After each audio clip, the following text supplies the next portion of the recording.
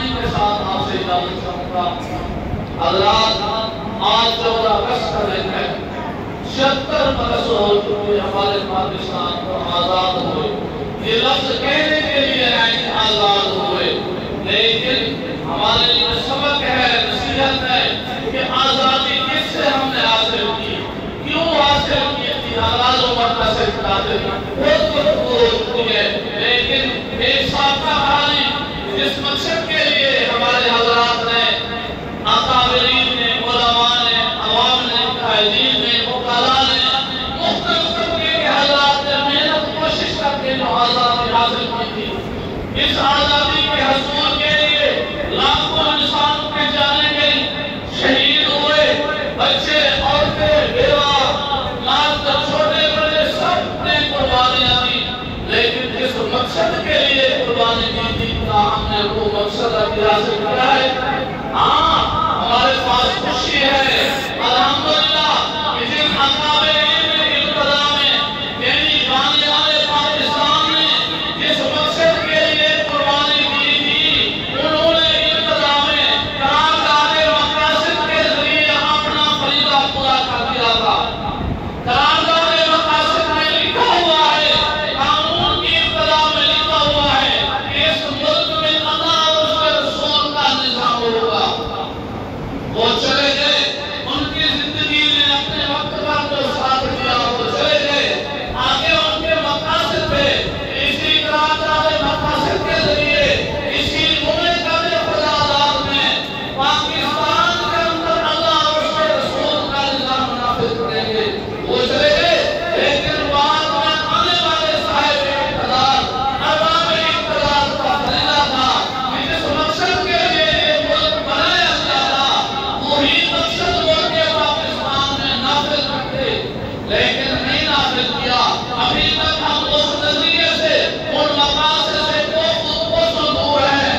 دیکھیں، ہم نے آزادی انگریز نام سے نہیں حاصل کی تھی، ہمارے اکابرین نے صرف انگریز کے نام سے آزادی حاصل کرنا مقصود نہیں بتایا تھا۔ اصل میں جو نظریہ تھا، جو ثقافت تھی، جو تہذیب تھی، جو کردار تھا، جو عقائد تھے اور جو نظریہ ظلم و زیادتی تھی انگریز اور ہندوؤں کی، ان سے آزادی کا حاصل کرنا مقصد تھا۔ کیا آج ہم نے وہ چیز حاصل کر لی ہے؟ انگریز چلے گئے، لیکن انگریز کے غلام، انگریز کے پٹھو ابھی تک مسلط ہے۔ لہذا ہمارا مطالبہ ہے جس مقصد کے لیے، جس غرض و غایت کے لیے ہمارے اکابرین نے قربانیاں دی تھی، اسی مقصد کے لیے ملک پاکستان میں نظام خلافت کا فیصلہ نافذ کیا جائے۔ یہ ہمارا مطالبہ ہے۔ اول دن سے لے کر آج تک کیا ہم نے وہ چیزیں حاصل کر لی ہیں؟ ہمارے اداروں میں، ہماری عدالتوں میں، انتظامی اداروں میں، مختلف پارٹیوں میں، سول انتظامیہ میں کیا ہمارے وہ مقاصد حاصل ہوئے ہیں؟ کبھی نہیں ہوئے۔ اگر کسی طرح پر ہم رہے تو حاصل نہیں ہو سکتے۔ لہذا ہم عوام الناس سے میڈیا کے ذریعے یہ میں مطالبہ کرتا ہوں کہ ہر آدمی چھوٹا بڑا اپنے اندر اسلامی نظریات پیدا کر کے اسلام اپنے جسم کو اوپر نافذ کرے، اپنے گھرانے کو اوپر اسلام نافذ کرے۔ اور اسی طرح صاحب اقتدار سے ہمارا مطالبہ ہے مختلف طبقے جو انتظامی ادارے ہیں، مختلف قسم کے آج کل جو ملک کو چلانے والے ادارے ہیں، اللہ کی مہربانی آج تو ملک میں وہ نظام خلافت کا راستہ تو بول رہا جو اسلامی جمہوریت پاکستان کے نام سے جمہوریت کا لفظ کا اضافہ کیا گیا تھا، وہ جمہوریت بھی باقی نہیں رہی۔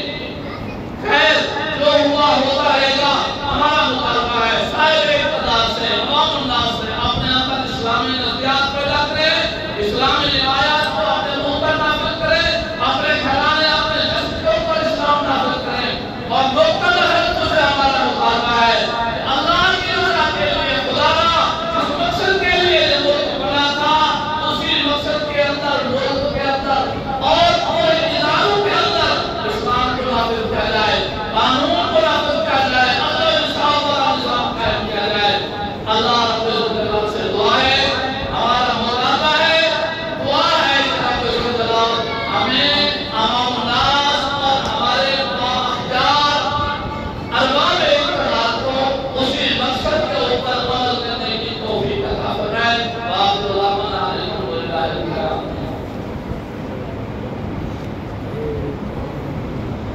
الحمدللہ قرآن طریقے